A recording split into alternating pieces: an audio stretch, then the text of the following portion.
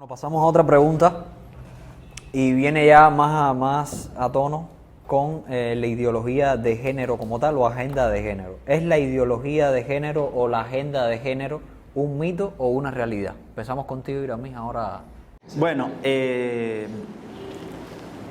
ideología, ya decía ahorita que tiene mucho significado.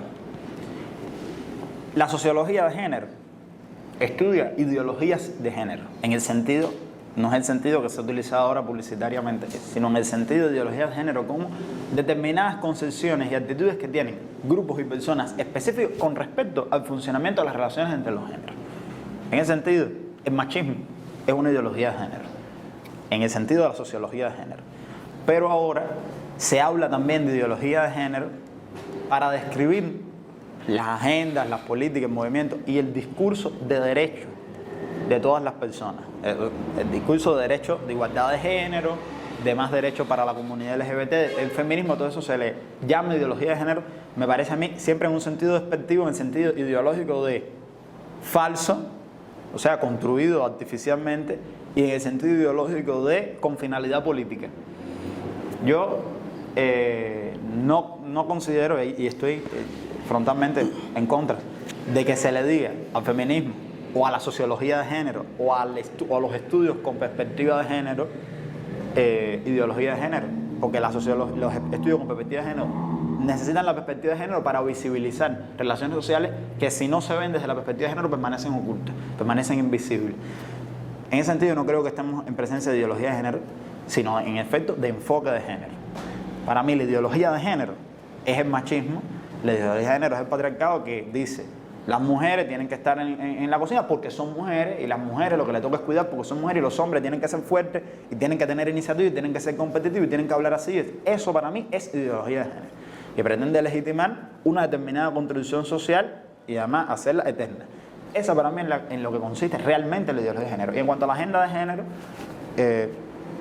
le podemos decir agenda de género, el tema de la agenda de derechos, pero a mí también me preocupa cuando se habla de agenda de género en el sentido de una agenda oculta y oscura, porque el tema del miedo también aquí opera mucho. Una agenda oculta y oscura que puedan tener las feministas o que puedan tener la comunidad LGBT, de imponer determinadas ideas y destruir determinadas formas de relación.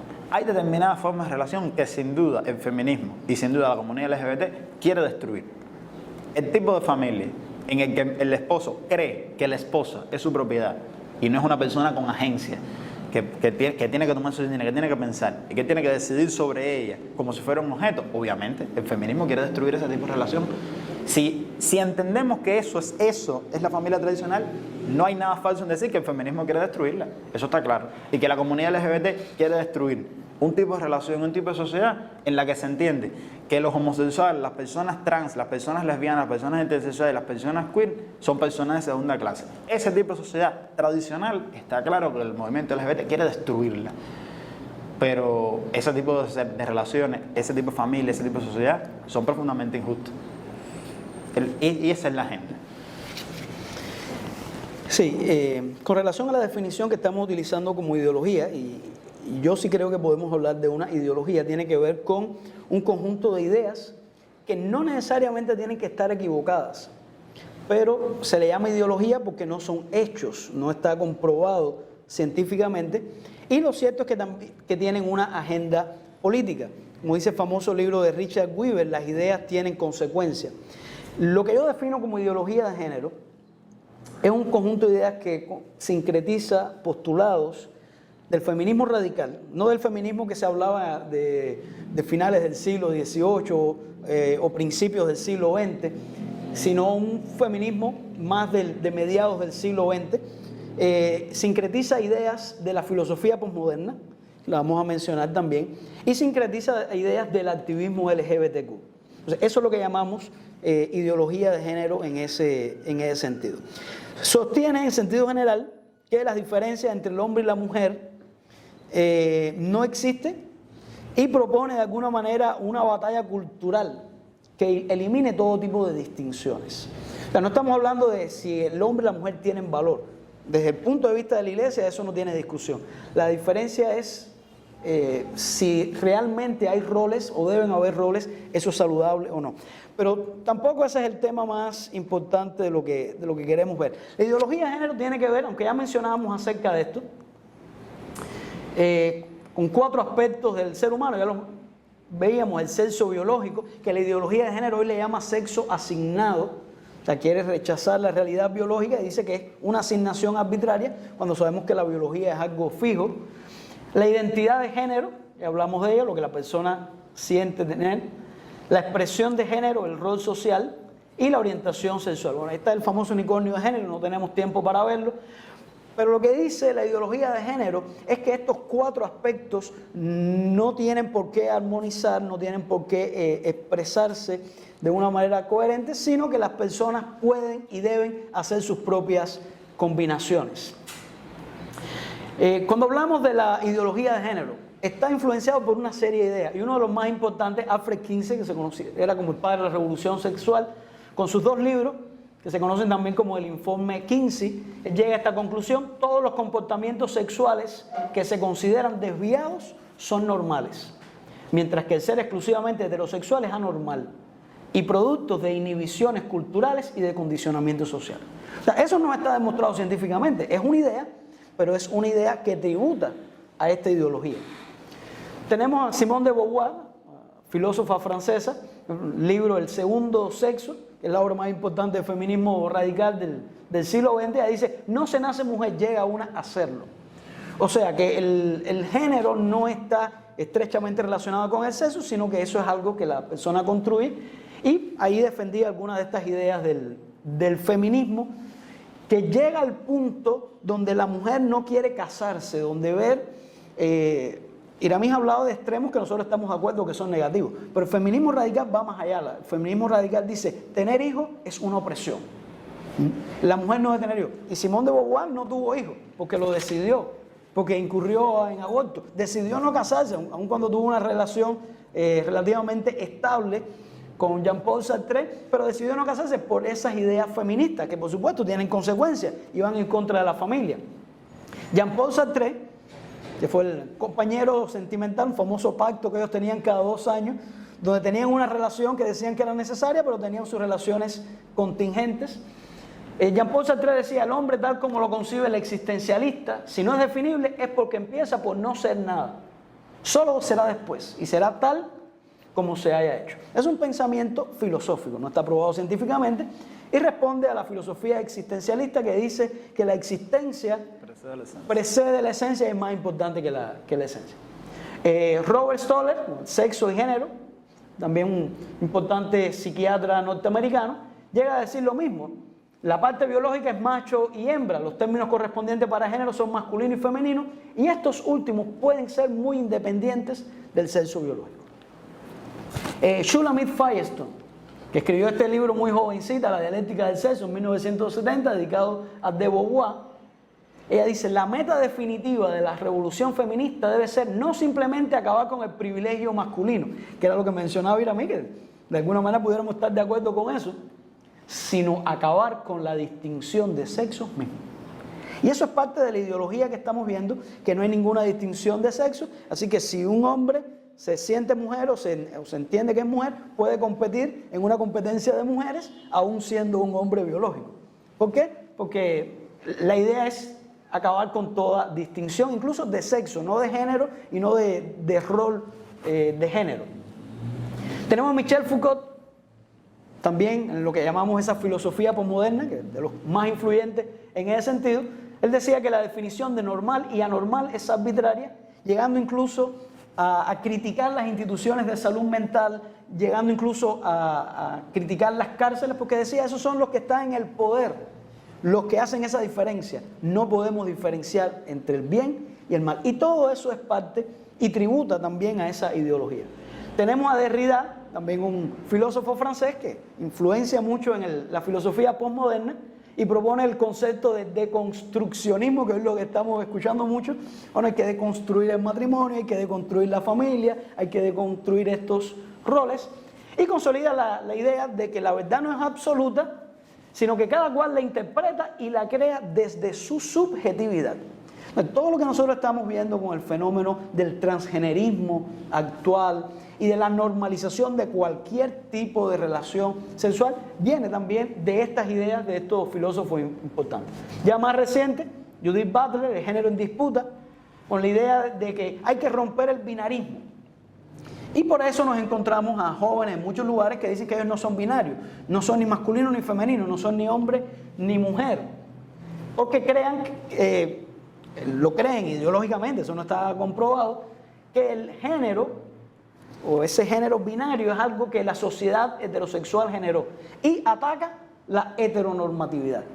O sea, ya aquí se está pasando a la inversa, ¿no? No es que se ataca la homosexualidad, ahora es que esta ideología ataca la heteronormatividad.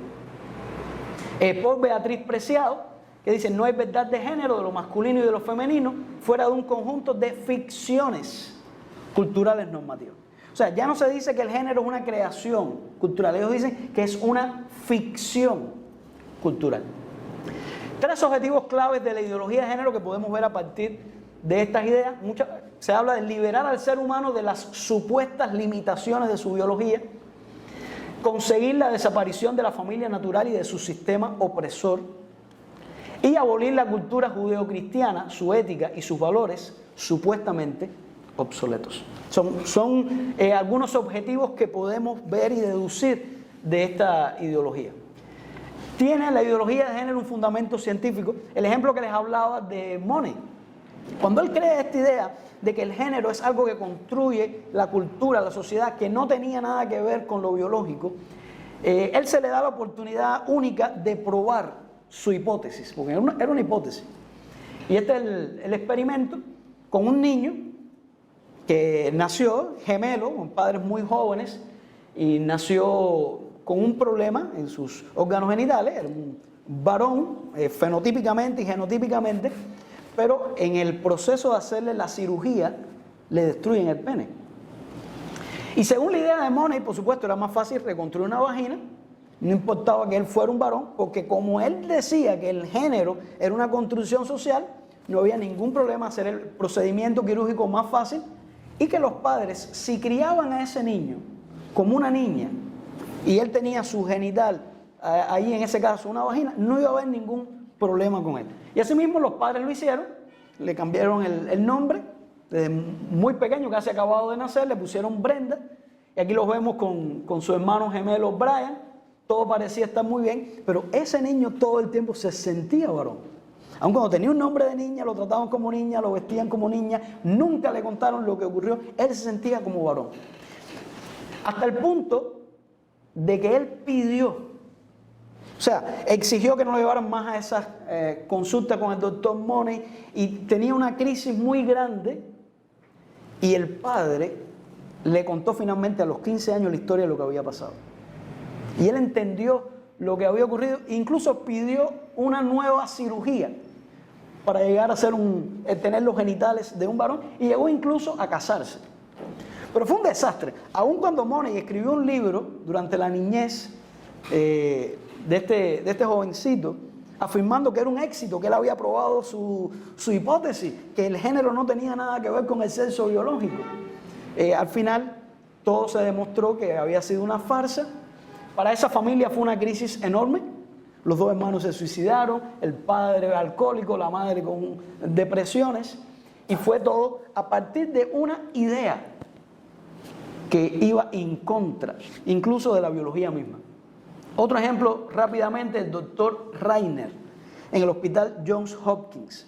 Porque esa idea de John Money, que trabajaba en ese hospital también, trajo consigo que los niños que nacían con estrofia vesical, que era un problema también en los genitales, eran varones biológicos, genéticamente, no había ningún problema con ellos, solamente sus genitales. Se sugería que se reconstruyeran los genitales como muchachos, porque en definitiva, si los criaban como niñas, nuevamente una ideología, no iba a haber ningún problema. Hace un estudio que se informó en el 2004 de seguimiento, un estudio longitudinal de 16 niños que fueron atendidos por estrofia vesical en el hospital Johns Hopkins. De esos 16, hubo 2 que los padres no estuvieron de acuerdo en hacerle esa cirugía y crecieron como varones. De los 14 hubo 8 que se identificaban a sí mismos como varones. Aún cuando se crecieron enseñándoles que eran niñas, estos 8 se identificaban como varones.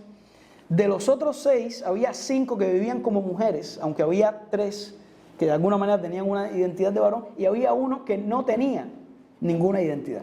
Entonces, cuando se dieron cuenta de esta realidad, se pudo demostrar que el género no era algo que estaba absolutamente divorciado del sexo, pero venía de una ideología que llevó a todas estas cosas. Pero aún así, muchas personas siguen afirmando que el sexo biológico y el género están completamente divorciados cuando hay una relación desde el punto de vista biológico importante. Así que bueno, ya después pasamos a las implicaciones. Sí, Bueno, sí, claro. Unos comentarios porque... No, tratar de ser un poquito más... ha sido- No, pero te digo, no sé si llevamos una hora y tratar de ser un poquito más escueto, no por ti lo que estoy diciendo, sino Sí, en sí. a partir de las preguntas siguientes. Sí, sí, Sí. ok. Bueno, es que esto... es que se han dicho muchas cosas. Sí. Vamos a empezar de atrás para adelante. Ajá. Porque nosotros ahí, cuando ponemos esos ejemplos, nos enfrentamos también al problema del transgenerismo realmente existente. Es verdad que esas cosas ocurrieron, pero como mismo decíamos de la homosexualidad, si bien el género, yo insisto en que es una categoría que habla de determinadas funciones sociales, determinados atributos sociales que la sociedad asigna, el modo en el que las personas se identifican y se apropian de ese género y dicen, bueno, yo pertenezco o pertenezco a este otro, nosotros no sabemos tampoco cuál es, como no sabemos por qué las personas son homosexuales o bisexuales, eso no lo sabemos. Es sin duda aventurado de los científicos, pero en la ciencia también existe el error que no necesariamente es ideológico, aunque la ciencia siempre es ideológica, toda ciencia es ideológica, porque no hay acceso inmediato a la verdad siempre, el acceso a la verdad está mediado por ideología. Que los científicos están equivocados probablemente por creer que era tan inmediato algo como, si lo crío de esta manera, es este género. Eso es un error. Como es un error también decir que si su cariotipo es XY, es este género. Eso también es otro error. Y esos son los dos extremos. O sea, eso que usted me pone ahí es el otro extremo de decir que la biología determina el género cuando estamos claros de que la biología no sabe nada de los vestidos, de los maquillajes, que son cosas absolutamente sociales y que por tanto que las mujeres se maquillen y se pongan vestidos, no podemos ir a buscarlo a la biología. ¿Qué es lo que sí es cierto? Que no sabemos por qué las personas trans son trans. No sabemos por qué hay personas que su identidad de género no coincide con el género que le asignamos al nacer. Eso no lo sabemos. Y no podemos decir que esas personas un buen día decidieron ser, porque esos mismos traumas que se le presentan a ese muchacho en ese estudio, se le presentan realmente a las personas trans que desde que son niños no se sienten a gusto en el cuerpo, y eso produce cualquier cantidad de traumas familiares, y produce violencia, y produce depresión, y produce suicidio, y no sabemos por qué pasa, y no podemos decir que esos niños, cuando tenían 11 años, decidieron arbitrariamente que no querían ser varones, querían ser hembras, o no querían ser hembras, querían ser varones, y abocan a su familia a toda la tragedia que eso implica. O sea, la realidad es que de eso no sabemos por qué pasa. Lo otro es que el transgenerismo realmente existente es víctima de determinada violencia injusta, porque que una persona considere o que una persona no se sienta a gusto y de acuerdo con el género que nosotros, los otros, le hemos asignado al nacer, no representa un prejuicio para la sociedad. Y sin embargo, como eso lo tratamos. Y el padre ejerce violencia, y la escuela ejerce violencia, y los contemporáneos ejercen violencia, y muchos lo censuran, y la transfobia existe. Y sin embargo, ¿por qué existe la transfobia? Si que una persona haya nacido mujer y se identifique como un hombre, no representa un prejuicio para nadie. Eso es una cuestión que tiene que ver con la vida privada de esa persona. O sea, el interés en demostrar que esa persona no debería sentirse como una mujer porque así fue como nació, eso no tiene ningún basamento desde el punto de vista de lo ético. ¿Qué sentido tiene? Si esa persona en efecto se siente de esa manera, porque no podemos decir que lo inventó ni que está fingiendo, realmente se siente así, le produce malestar, le produce sufrimiento. Nosotros por lo que abogamos es que en efecto se respete esa condición que tiene esa persona, que además no le impide trabajar, pensar, vivir y tener una vida normal como la de todas las personas, y por eso no podemos decir que es una enfermedad, porque las enfermedades te impiden tener un desenvolvimiento normal. ¿Por qué no lo podemos respetar a esa persona? Esa identidad de género y que se exprese en un género que ella se siente, incluso que se haga la resignación de sexo. Cuando decíamos que las feministas que dicen de lo del sexo asignado, porque usted presenta la ideología de género como una cosa muy consistente y muy uniformada, como por ejemplo el marxismo-leninismo, que está en los manuales y está muy claro, ve y sé qué cosa es. No hay un manual de ideología de género, sí. Hay feminismos en plural, teorías de género, y agruparlo todo bajo una etiqueta y decirle, esto es ideología de género, a mí me sigue pareciendo inapropiado, porque cuando las feministas dicen el sexo asignado, yo me acuerdo siempre que yo dije que el sexo aquí era biológico, porque cuando se habla del sexo asignado, yo me acuerdo siempre de la película Vestido de novia, que a lo mejor algunos de ustedes la vieron, sobre la primera mujer transexual en Cuba.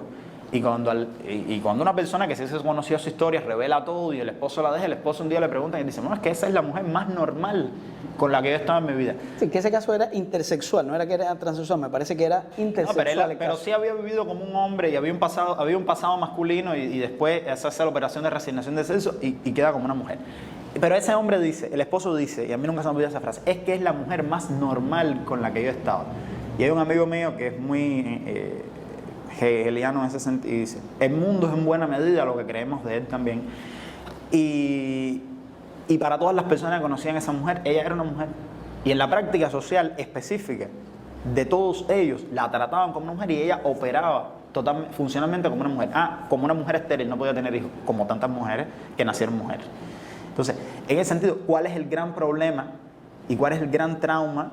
Porque ella se ha tenido una operación de resignación de sexo y se inserta en la sociedad como la mujer que se siente. Y nadie que no se sepa la historia percibe la diferencia. Ahí no hay un gran prejuicio, porque mujeres, el único problema sería la reproducción, y mujeres estériles existen, y nadie las discrimina por ser mujeres estériles. Entonces, ¿por qué habría que discriminar o habría que poner en duda la existencia de las mujeres trans o de los hombres trans, que son hombres y mujeres tan funcionales como cualquiera, y que si no te sabes la historia, actúas sobre ellos y te relacionas con ellos idénticamente a como te relacionas con mujeres cisgénero y con hombres cisgénero?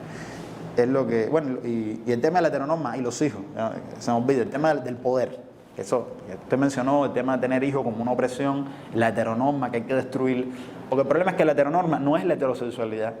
O sea, los que luchan contra la heteronorma no luchan contra que la heterosexualidad exista, luchan contra que en la sociedad exista un dispositivo que se llama heteronorma que dice, esto es lo normal y todo lo que no sea normal hay que castigarlo. Y despliega la heteronorma, son el conjunto de dispositivos ideológicos y muchas veces materiales, porque ya decía, ser homosexual o ser lesbiana en países cuesta la vida, cuesta cárcel. Los dispositivos ideológicos y materiales que castigan a todo el que disiente de una manera además muy específica de entender la heterosexualidad y muy específica de entender la masculinidad y la feminidad. Porque el que es amanerado, el niñito que es amanerado, que no es homosexual, porque en primer lugar los niños no tienen orientación sexual, la orientación sexual es a partir de la adolescencia, recibe castigo como si fuera un homosexual. Claro. Y el hombre que no ejercita una masculinidad hegemónica también recibe castigo de la sociedad, porque hay una normatividad que le dice, es esta la manera, y todo el que no tenga esta manera tiene que ser castigado de las distintas maneras en que se castiga. En ese sentido, la heteronorma sí tiene que ser destruida, aunque la heterosexualidad sigue existiendo como una conducta normal. Y lo normal entendido como opresión y entendido como imposición también tiene que ser destruido. En el caso de los hijos, cuando dice tener hijos es una opresión, se refiere a qué significa tener hijos para la mujer en un tipo de relación y un tipo de sociedad específica, donde tener hijos para determinadas mujeres que están insertadas en relaciones patriarcales y que viven en sociedades patriarcales significa dejar de ser, porque lo único para lo que tienen que vivir es para crear sus hijos. O sea, una mujer con hijos en determinada sociedad, no en Cuba las mujeres tienen hijos y son doctoras en ciencia y son ministras, pero hay sociedades todavía, y en la década del 50 eran más sociedades y familias y matrimonios en los que una mujer tenga hijos significa que no puede ser nada lo que ella quiera hacer, porque para lo único que nació es para madre. Y eso también es un problema y es una opresión, porque las mujeres tienen derecho a realizarse en todo lo mismo que nos realizamos los hombres.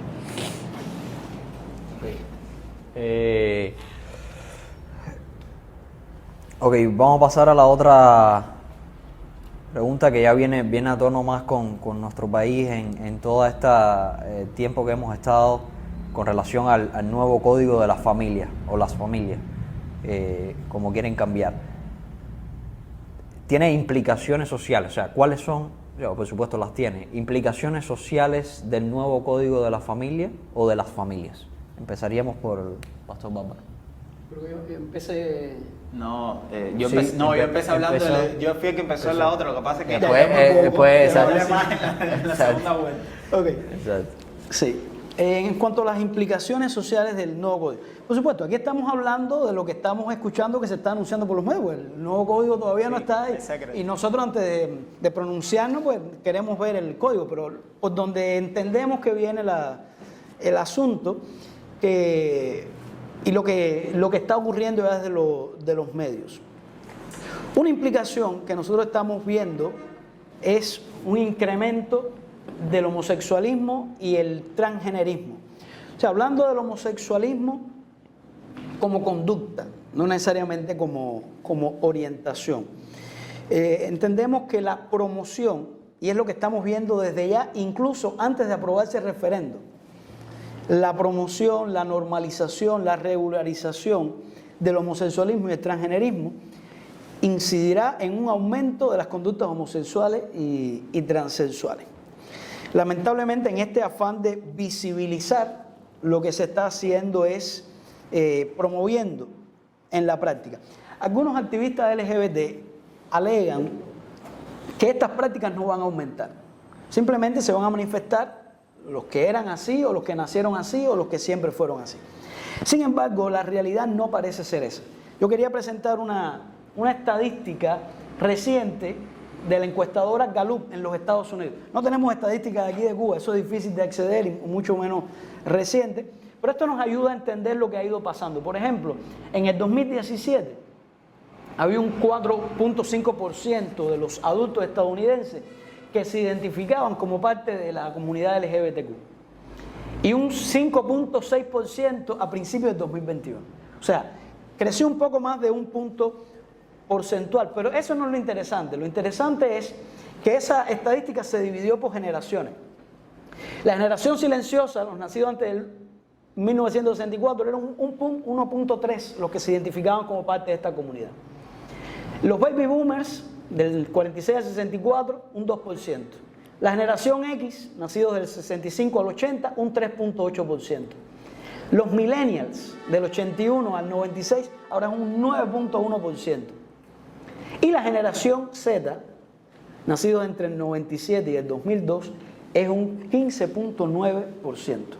O sea, que hay un crecimiento, sobre todo en las generaciones jóvenes. Lo que nosotros podemos ver ahí es que, aunque algunos no estén de acuerdo, que se habla de un contagio social, que es lo que está incidiendo en un aumento del homosexualismo en personas que tal vez no necesariamente iban a ser homosexuales o que iban a tener una conducta homosexual, y es algo que hay que tener en cuenta.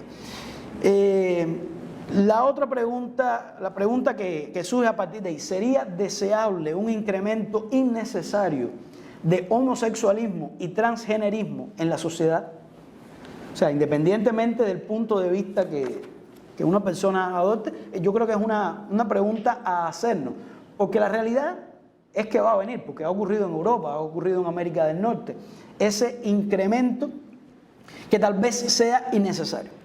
Hay que entender que la comunidad LGBT sufre una tasa desproporcionada, y Iramis mencionaba eso, de problemas de salud mental, de ansiedad, depresión, riesgos también de abuso de sustancias, de suicidio. Eso está registrado, una proporción mayor que algunos le atribuyen a el estrés de las minorías, pero que eso no está comprobado científicamente, que esa sea la causa de estos problemas.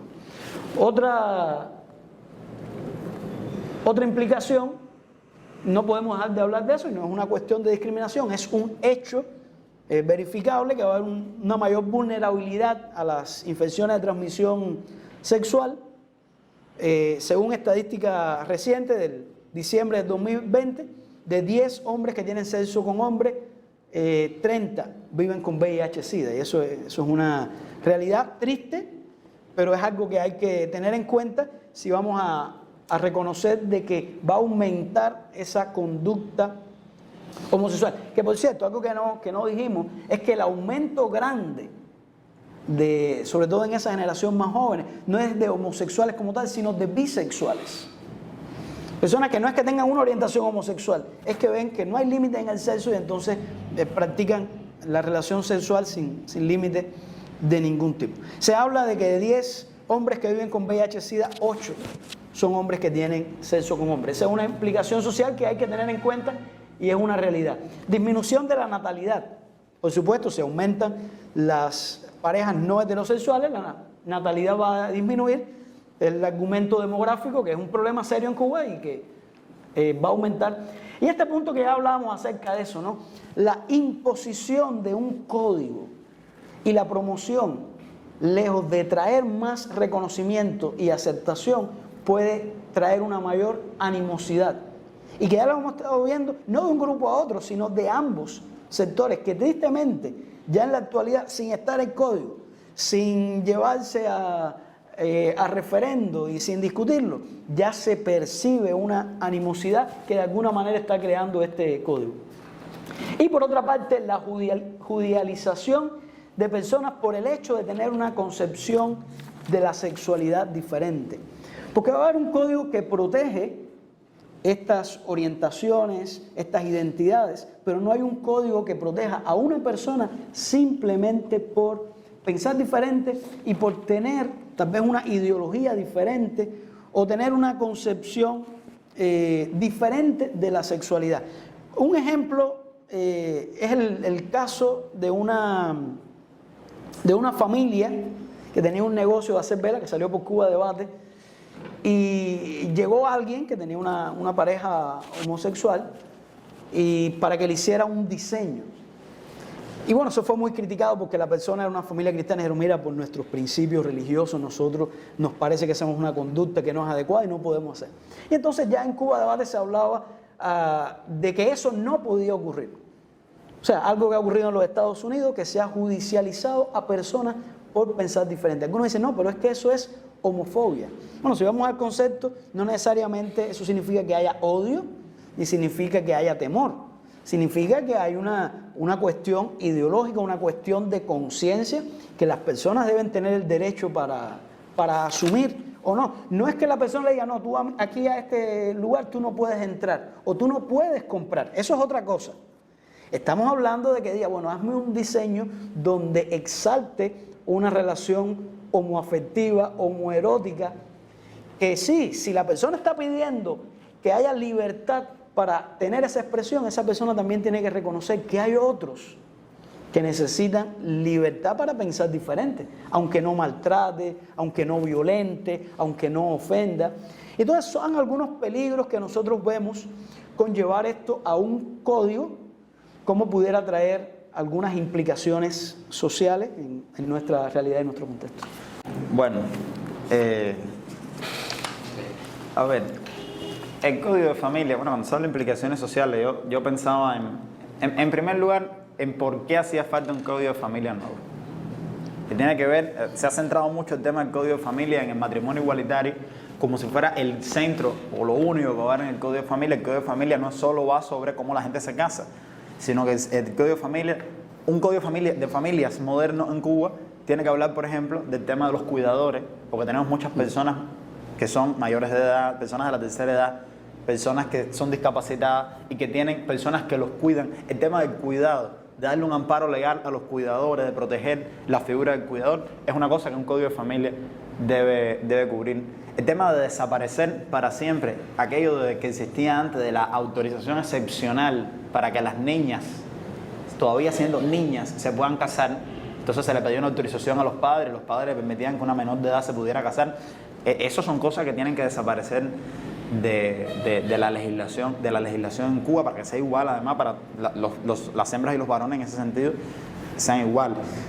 El tema del régimen económico del matrimonio, que produce tantos problemas, de la comunidad matrimonial de bienes, después cuando la gente se divorcia, que es lo que le toca a cada cual, eso que produce tantos problemas, son cosas que hay que actualizar. El tema del régimen de manutención, los padres que se divorcian, todas esas son cuestiones que hay que, el tema de la guardia y cuidado, que hoy la guardia y cuidado, que es preferentemente para los padres, pero ya vemos situaciones de la realidad donde el menor queda desamparado, pero entonces la guardia de cuidado no puede ser del tío, no puede ser de la abuela. O sea, esos temas que tienen que ver con la guardia de cuidado que tienen que ser actualizados. O sea, el Código de Familia no es un código, no es una ley de dos artículos que sus dos artículos sean cómo se constituye el matrimonio y cómo se disuelve el matrimonio. Es una ley que incluye más cosas. En cuanto a las otras consecuencias del Código de Familia, que es verdad que es secreto, no sabemos qué es lo que tiene, pero en cuanto a las otras consecuencias que usted mencionaba, yo le diría, cuando usted habla, por ejemplo, del incremento de la homosexualidad y del transgenerismo, y pone la estadística, precisamente yo recuerdo lo que él estaba diciendo al principio, cuando decía, hay que ver en una sociedad en la que no existan los dispositivos de la heteronormatividad para normalizar la conducta sexual y castigar las conductas no normales, cuántas personas tienen, fíjate como usted decía, son bisexuales, no es que se identifiquen como homosexuales, es que ya incursionan en otras prácticas. Eso no lo producen los derechos del colectivo LGTB, eso lo produce el relajamiento de un tipo de represión específica que existe sobre la conducta sexual de las personas. Obviamente en una sociedad menos prejuiciosa, menos discriminadora y menos violenta en ese sentido, las personas con mucha más libertad experimentan otras prácticas sexuales que hacía 40 años, 30 años, estaban prohibidas.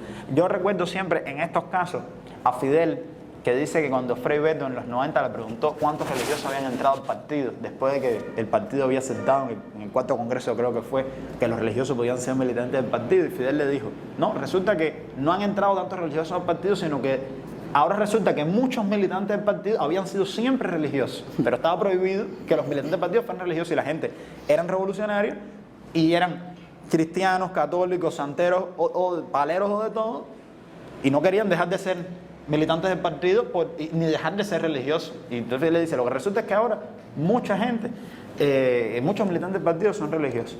Y es lo que, como yo veo, el tema del incremento, que necesario, esas no son, para mí no son cuestiones que sean necesarias o innecesarias, son cuestiones que son, porque son personas que son y están ahí y existen. No podemos decir si, no es que estimulemos a que existan, porque lo otro sería mantener un determinado funcionamiento social represivo que impida que el sentir homosexual y bisexual y la transexualidad en las personas se exprese. ¿Con qué finalidad? Ahí sí tendríamos que preguntarnos la finalidad. ¿Por qué queremos reprimir que ese tipo de conducta se exprese? En cuanto al tema de la salud mental, sin duda, yo estoy convencido de que la comunidad LGBT tiene montones de traumas, pero traumas que tienen que ver con la violencia, y traumas que tienen que ver con la discriminación, y traumas que tienen que ver con crecer, por ejemplo, sabiendo, porque a veces tú no vives en un entorno de discriminación inmediato, porque tus padres no son padres homófobos, o tu vecino no son vecinos homófobos, pero de todas maneras, tú vives en una sociedad donde tú sabes que ser como tú eres, o como ya tú te das cuenta, porque la homosexualidad también se descubre en algún momento de la vida, tú dices, y te das cuenta, entonces eso se convierte en una preocupación para ti y en un problema, y produce sufrimiento y produce trastorno. O sea, la fuente fundamental de los trastornos, de los problemas de salud mental en el colectivo LGBT tienen que ver con la discriminación y tienen que ver con la violencia. O sea, vamos a tener menos problemas de salud mental en general mientras tengamos sociedades menos represivas, mientras tengamos sociedades menos disciplinarias. En cuanto a las ITS, hay un punto del debate de hoy que es sobre la educación, y precisamente el problema de las ITS es un problema de educación sexual. Las ITS, si proliferan, es porque las personas no están socializadas, porque todavía los cubanos, a pesar de que Cuba tiene una población muy activa sexualmente, todavía los cubanos no tenemos suficiente educación sexual, todavía cuesta que en las casas la gente le expliquen cuáles son el problema de las ITS, el problema del condón, el problema de las relaciones sexuales responsables, el problema de la promiscuidad. Esas cuestiones tienen que ver con la educación sexual, y por eso es que la educación sexual es tan importante para disminuir la incidencia de ITS, pero para disminuir, por ejemplo, también la incidencia de embarazo adolescente, para disminuir la incidencia de aborto. Todas esas cosas tienen que ver con la educación sexual. Y en el caso de la imposición, del tema de la animosidad, bueno, y también está el tema de la judicialización, de la disminución de la natalidad. El tema de la disminución de la natalidad, yo no estoy seguro cuáles sean las causas porque también no he leído un estudio respecto de la disminución de la natalidad en Cuba, pero hay muchas causas. Sí. Tienen que ver probablemente con la crisis económica, tienen que ver con las migraciones en Cuba. No podemos pensar, tienen que ver con la educación en una sociedad en la que, por ejemplo, las mujeres estudian y se forman y ya no se casan a los 13 años para simplemente tener hijos, por supuesto la natalidad desciende.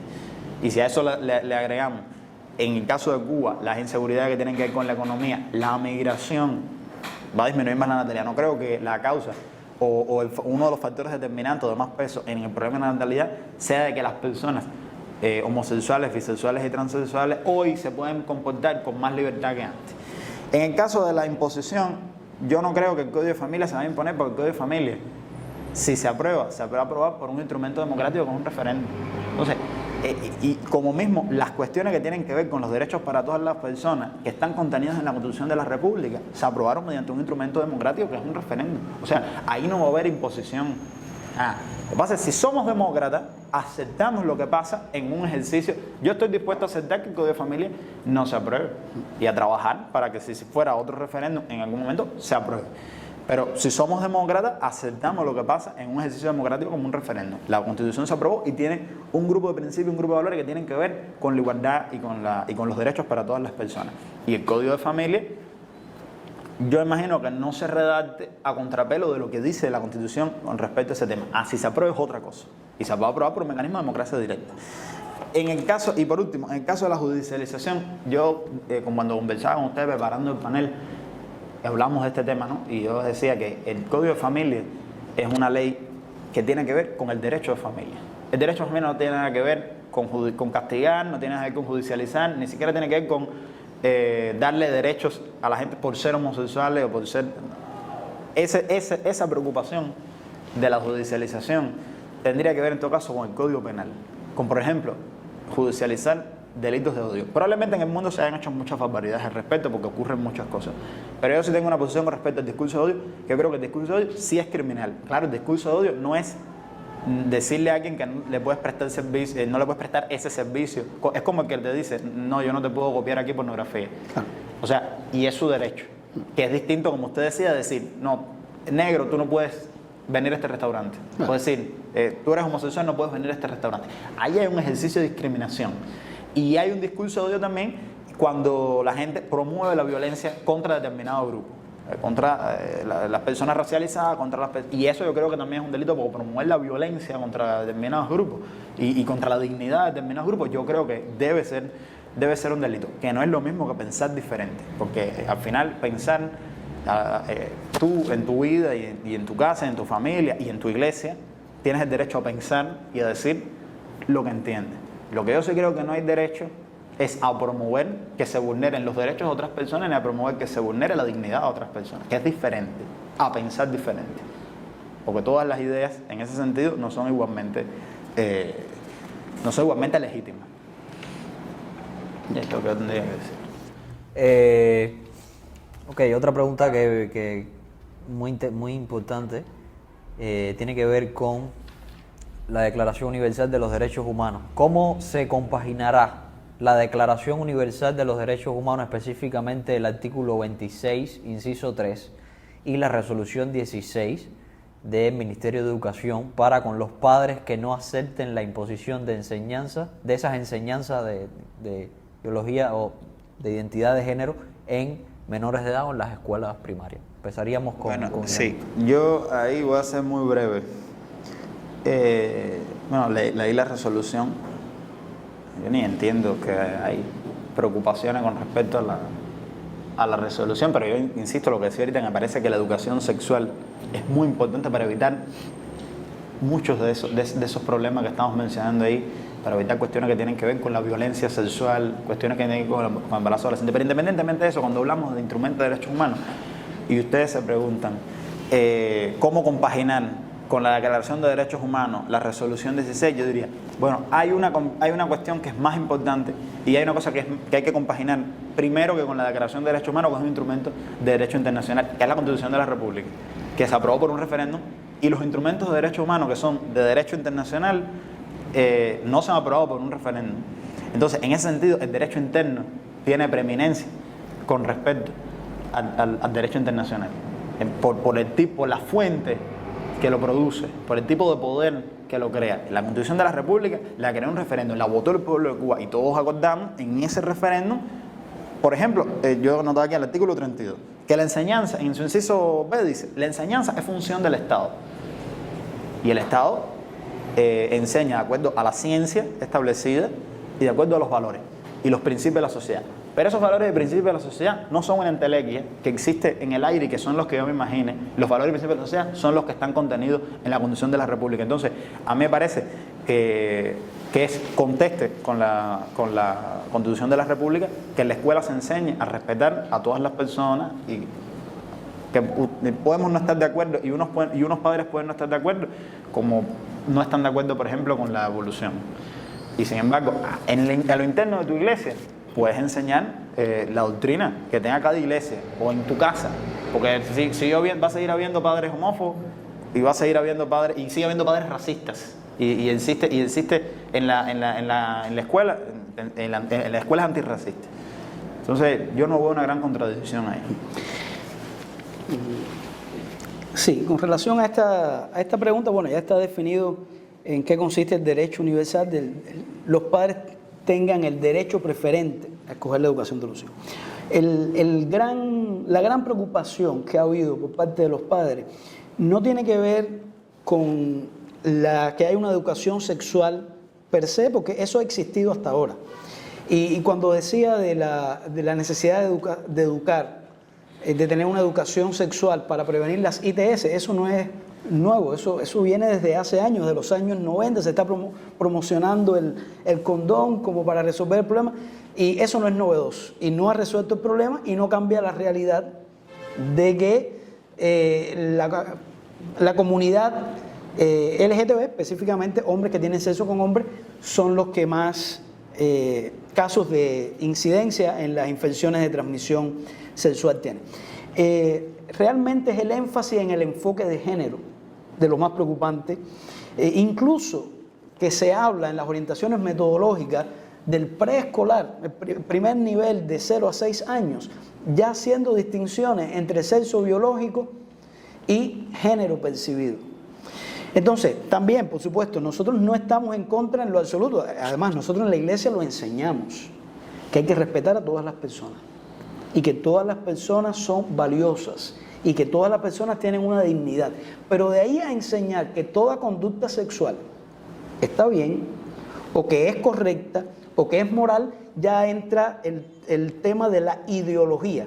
Por eso no está demostrado científicamente. Entonces, ¿cuál es la preocupación de padres, y no solamente padres cristianos, padres no cristianos también, que no están de acuerdo que la escuela se arrogue el derecho de enseñar lo que algunos pudieran considerar valores, pero que otros consideramos antivalores? Que no es una cuestión científica, es una cuestión de ideología y de sexualidad, sobre todo porque esa es la etapa más vulnerable donde el niño está formando su identidad sexual, su identidad de género, su orientación, que como no está bien definido, ahí puede estar tributando esa orientación, y el peligro que vemos es que se va a promover, se va a visibilizar, porque el asunto en Cuba en este momento no es que a nadie se le reprime tener una relación homosexual. En Cuba cualquiera que quiera tener una relación homosexual puede tenerla.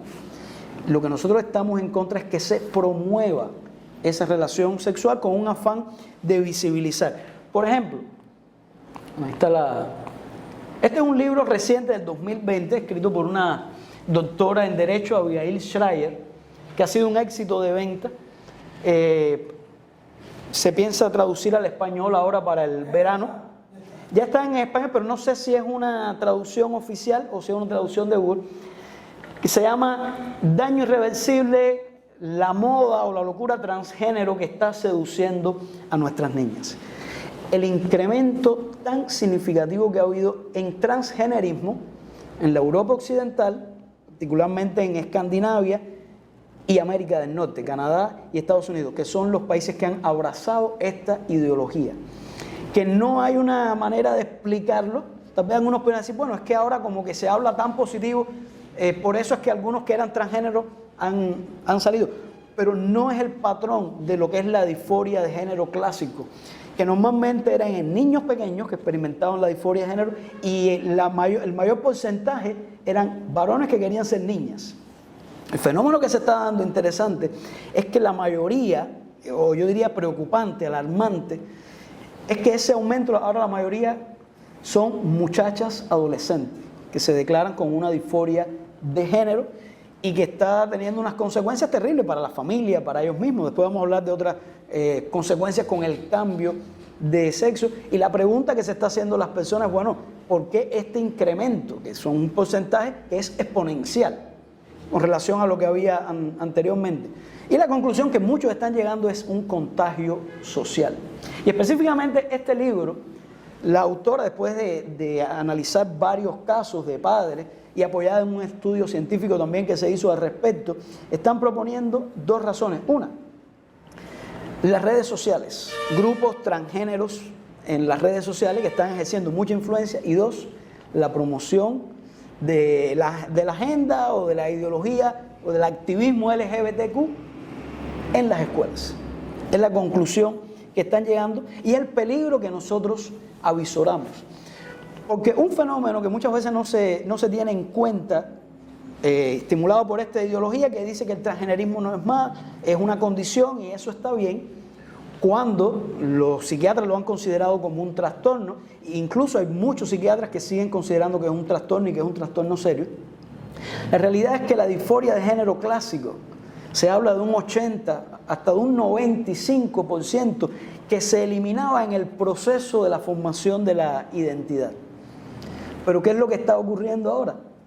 Con el protocolo de terapia afirmativa, que incluso ya está implícito en esa resolución 16, a ese niño que se ve como niña, entonces se le afirma que es una niña, no va a contribuir a que esa disforia desaparezca. Muchas veces lo que se va es a afirmar esa disforia y va a tener otras consecuencias. Esa es la mayor preocupación que hay con relación a la educación sexual.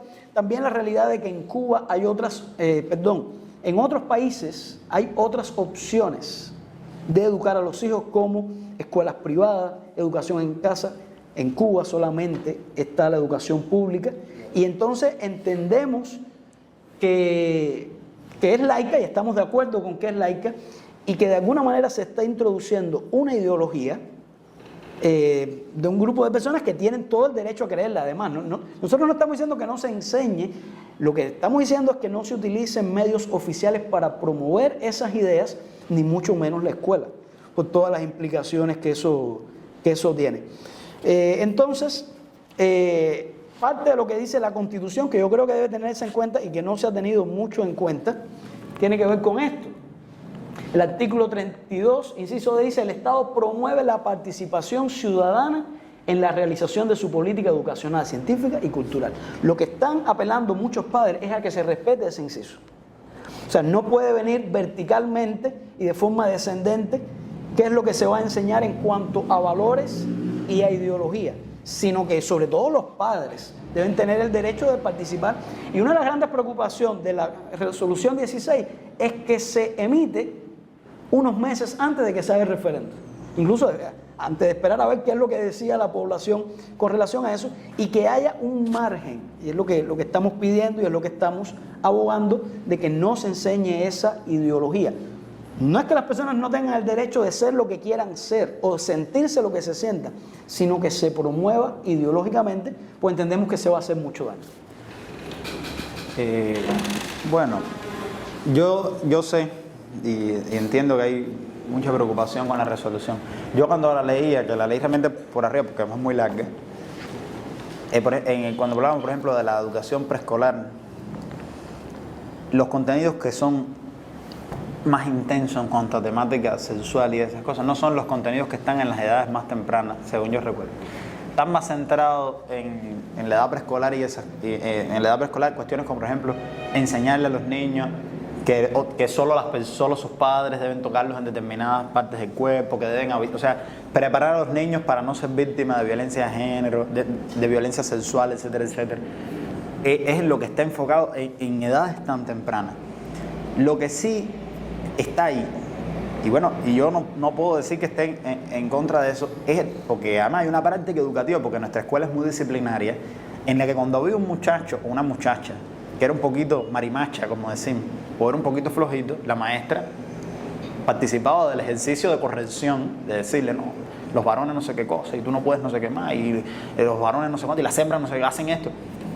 Que la resolución le recomienda a los maestros no utilizar ese tipo de instrumentos, que son instrumentos represivos.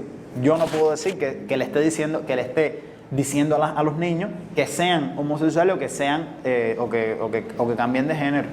Lo que no los está es violentando su expresión. Cuando usted dice la disforia se elimina, entonces yo diría la disforia se reprime. Esa eliminación lo que significa es represión, es utilizar la educación como un instrumento para minimizar cualquier rasgo de disidencia sexual o de disidencia de género que puedan tener los individuos. En ese sentido yo estoy en contra de ese tipo de prácticas. Me parece que son prácticas que violentan a los individuos. Ahí no podemos estar de acuerdo. Yo creo que ese tipo de educación que le decía a los varones no lloran, no sé cosa, no sé qué, ese tipo de educación es un ejercicio de violencia. Y los padres, claro, los padres son personas concretas, personas reales que viven en una sociedad real y que participan de ese tipo de instrumentos también. A lo mejor le parece incorrecto que la maestra no corrija de esa manera, o incluso que la maestra diga, eso no es un problema, todos los niños pueden expresarse como se sientan en ese momento. Pero yo creo que yo ahí no puedo estar alineado con esa preocupación. Solamente aclarar, lo que tú mencionas, Iramín, no es la gran preocupación ese caso de la muchacha marimacho que hay que maltratarlo, machucarla, o el muchacho amanerado que le digan que tienen que ser hombres. Tampoco estamos de acuerdo con eso.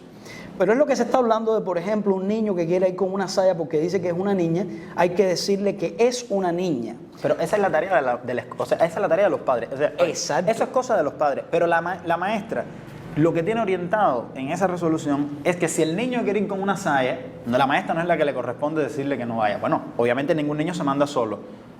Eso, sin duda, eso todavía es una prerrogativa de los padres. Pero si los padres decidieron enviar al niño con la saya a la escuela, o que el niño se siente como una niña, ¿qué le corresponde a la maestra? La maestra le corresponde decir, no, a mí no me lo pueden traer aquí así. Eso no le corresponde a la maestra. La maestra le corresponde aceptar, no permitir que en la escuela, para ese niño, eso se convierta en un motivo de violencia y un espacio de violencia, proteger esa expresión de género que está viendo. Eso es lo que le corresponde a la maestra. Y no quiere decir que la maestra lo esté estimulando. La maestra no le va a decir, ven con una saya. Pero tiene que protegerlo si va con una saya y tiene que tolerarlo, porque además la escuela tiene que ser un espacio seguro para todos. Y si fuera al revés, por ejemplo, que el niño quisiera ir con una saya, se queja de ser violentado en su hogar porque su papá o su mamá le dice que no puede ir con una saya, tiene que ir con un short. ¿Quién tiene la prevalencia ahí en cuanto al ejercicio de la escuela? Yo diría, ¿dónde está el armario de la ropa? La maestra no puede poner una saya. O sea, No, lo que estoy hablando es de cómo ese niño, si empieza a tener conocimiento de que es respaldado por una escuela, cómo él se queja en la dirección o se queja con su maestra o quisiera hablar con autoridad porque él se siente violentado a su sexualidad. Por ejemplo, ¿a ti te preocupa que la maestra, que los padres le enseñen que eso está mal y que eso no debe ser, y que la maestra le explique que eso no está mal? Lo que hay personas que no lo entienden así y que te preocupa que la maestra vaya en contra de esa.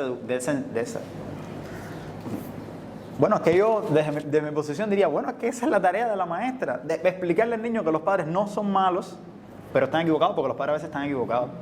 O sea, porque esa es la otra que el tema de la educación de los hijos y de los hijos como propiedad de los padres, que subyace a esta discusión, yo tampoco estoy a favor de ella. Los padres no siempre tienen la razón, y la sociedad en la figura de la escuela debía tener, o tiene, la prerrogativa de enseñar a los niños que los padres todo lo que le dicen no es la verdad, porque como le digo, hay padres racistas, y la escuela cubana en revolución se encargó de sacar al niño de la casa y decirle, bueno, eso que te enseñaron tus padres de que no puede ser, y te voy a sentar al lado del niñito que es negro, y todos los niños son iguales, y eso fue una tarea de la escuela. La desprogramación parcial del racismo en Cuba fue un logro, una conquista de la escuela, independientemente de que en la casa la abuela, la mamá siguieran siendo racistas. A la escuela le toca en un momento determinado explicarle a los niños que los padres no son malos, los quieren mucho, pero en ese punto específico no tienen la razón. Sí, no es lo mismo el racismo que la ideología de género.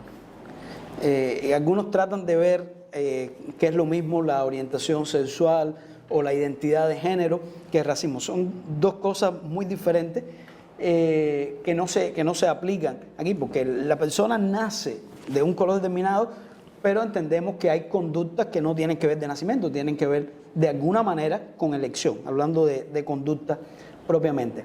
Ahora, el asunto es cuando los maestros empiezan a enseñar, y están incluso en libros del CENESEX, que hay niñas que tienen pene y hay niños que tienen vagina, como parte de la educación sexual.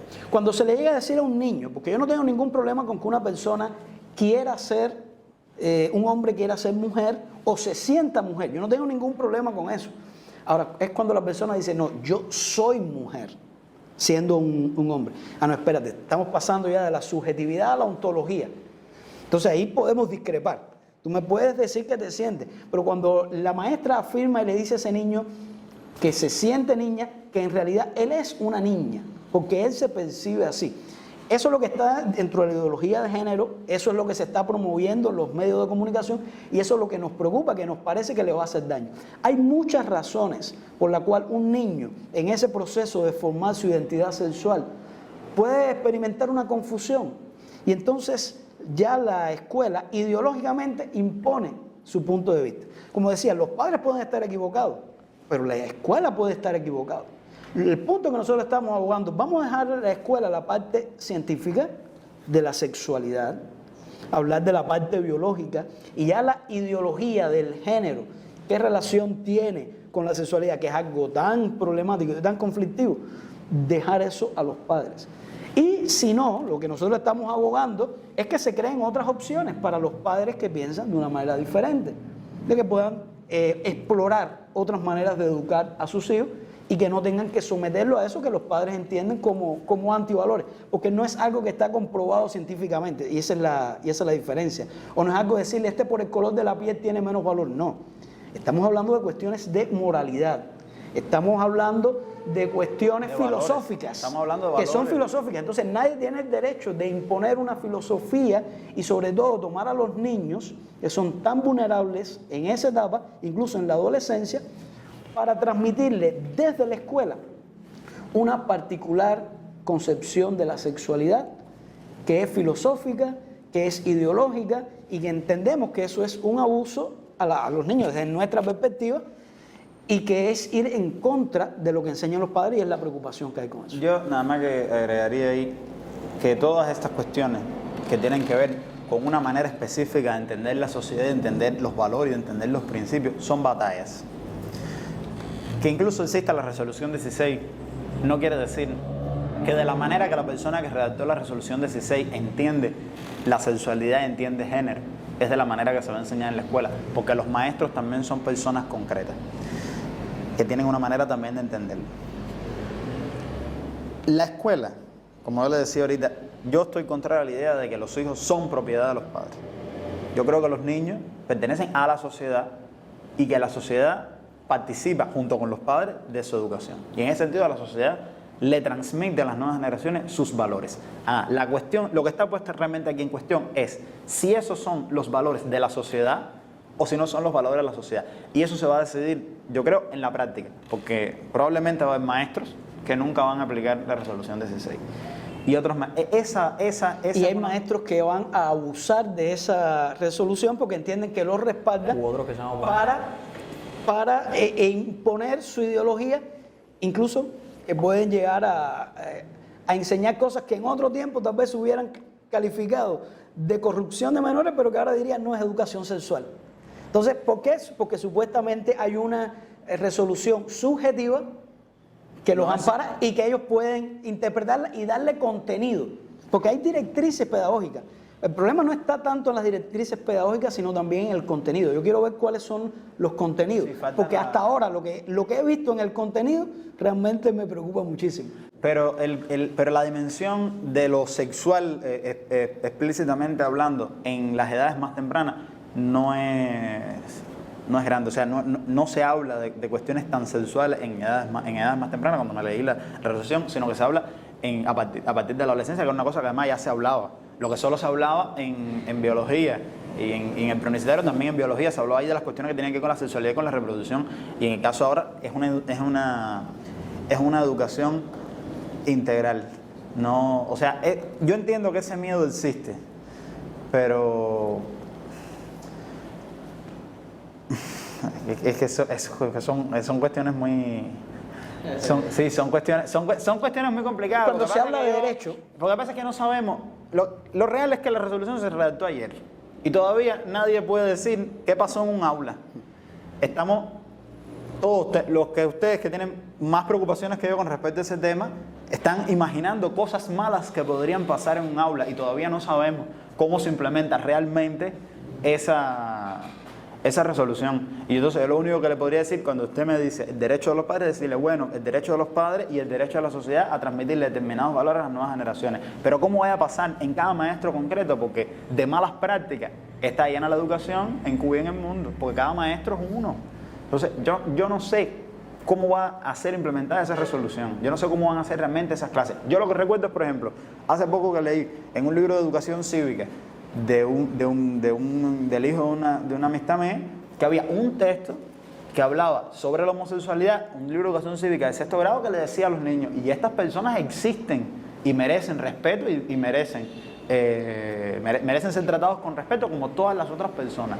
Entonces, si eso es lo que se estaba haciendo hasta ahora, no le puedo decir que eso sea una cosa tan terrible y que yo me puedo oponer a eso. Ya el tema de si se habla explícitamente de sexo y el tema de si hay niñas con pene, yo no sé si va a pasar en el aula. Hay que esperar. Anteriormente a eso, Ya ha pasado, ¿eh? ha pasado. Pero en Cuba. En las teleclases, sí. ¿Cómo En las poner, teleclases. cómo poner un condón? Sí, pero ¿cómo poner un condón? Es una cosa que yo sí estudié en la escuela. Y el sexo anal. Pero eso yo lo estudié en la escuela, pero En no, la primaria. pero no lo estudié en 3º grado, lo estudié en la Ha secundaria. pasado en la primaria. Ha pasado, es complicado. O sea, es complicado. Por ejemplo, hay una pregunta que a mí que yo sé que es complicada también, que estábamos viendo todo este tema, por ejemplo, porque estamos viendo de la educación, o sea, toda la vida, yo salí de la escuela, bueno, todos los que estamos acá salimos de una escuela después del 59 y demás. Por ejemplo, el tema que ha salido en las redes y se ha hecho viral es el tema de nosotros que creímos con las obras de Martí, los escritos de Martí, nunca vimos una inclinación homosexual en Martí. ¿Cómo es posible que entonces se le pinte los labios o se ponga una bufanda a un busto de Martí? O sea, ¿cómo tú entiendes o cómo eso puede ayudar en la identidad de género?